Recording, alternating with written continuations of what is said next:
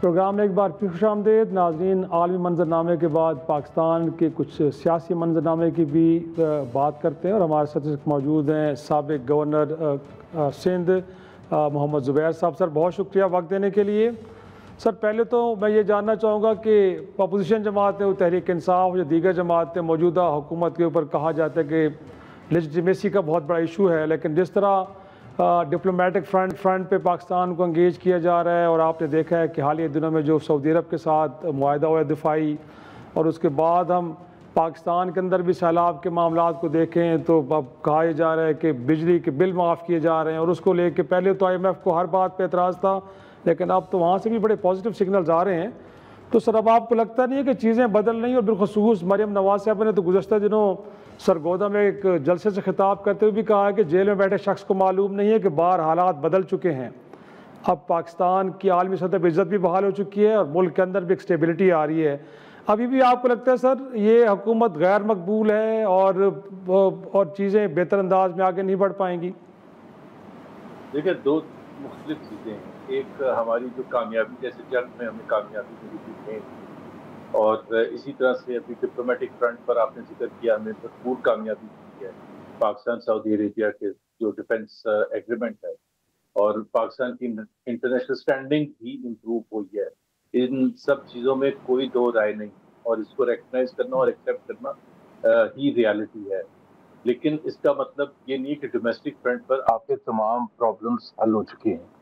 अगर जो मरियम नवाज ने कहा कि जो जेल में बैठा है कैदी, उसको पता ही नहीं दुनिया बाहर बदल गई है, तो उसका तो बड़ा आसान सा एक तरीका है जो ऑपोजिशन PTI खास तौर पर डिमांड करती रही है, फ्री फेयर और ट्रांसपेरेंट इलेक्शन। मेरा नहीं ख्याल है कि कोई भी इस वक्त पाकिस्तान में या पाकिस्तान से बाहर कोई इस चीज से डिसएग्री कर सकता है कि इस वक्त की तहरीक इंसाफ जो है सबसे ज्यादा पॉपुलर पार्टी है।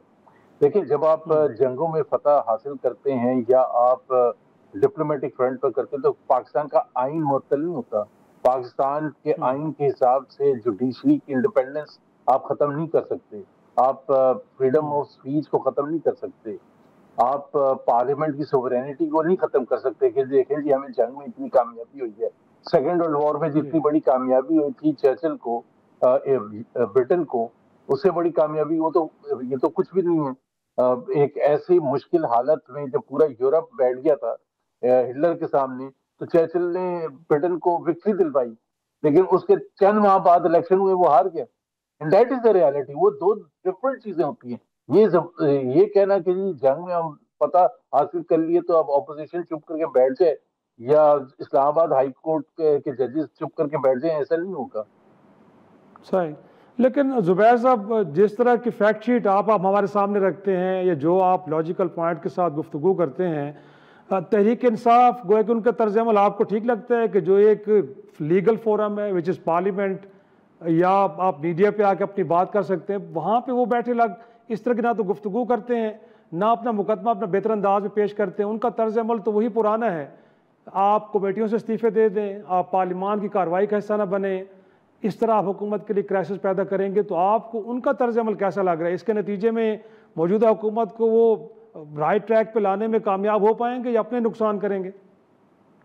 नहीं, वो तो एक चीज है। देखें, वो तो 3 साढ़े 3 साल से एफर्ट करते हैं और कामयाबी नहीं मिली है।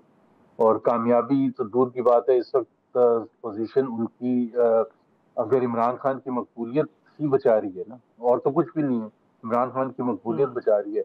इसमें हुकूमत की जो गलतियां अपनी तरफ हैं, लेकिन PTI की स्ट्रेटजी के हवाले से उनके जिस तरह से वो इश्यूज को एड्रेस करते हैं, अवाम के साथ कनेक्ट करते हैं, आई थिंक बहुत बेहतर अंदाज में कर सकते थे, कर सकते हैं। और ये बताने की जरूरत है। जिस तरह मैं अभी आपको ये कह रहा था कि देखें जी, आपने IMF का भी जिक्र किया था, ये जो भी जिक्र किया था, बट इस वक्त हकीकत क्या है? हकीकत ये मीशत के हवाले से पाकिस्तान में कभी गुर्बत इतनी ज्यादा नहीं थी। ये रिकॉर्ड है और ये हुकूमत के अपने आदादो शुमार थे। अनएम्प्लॉयमेंट इतनी ज्यादा कभी नहीं थी, 24% अनएम्प्लॉयमेंट है। इतने ज्यादा आपका जो ग्रोथ है इतना कम कभी भी नहीं रहा 3 साल में, जितना पाकिस्तान की तारीख के कोई भी 3 साल अतवार। तो ये चीजें तो एक हकीकत है ना।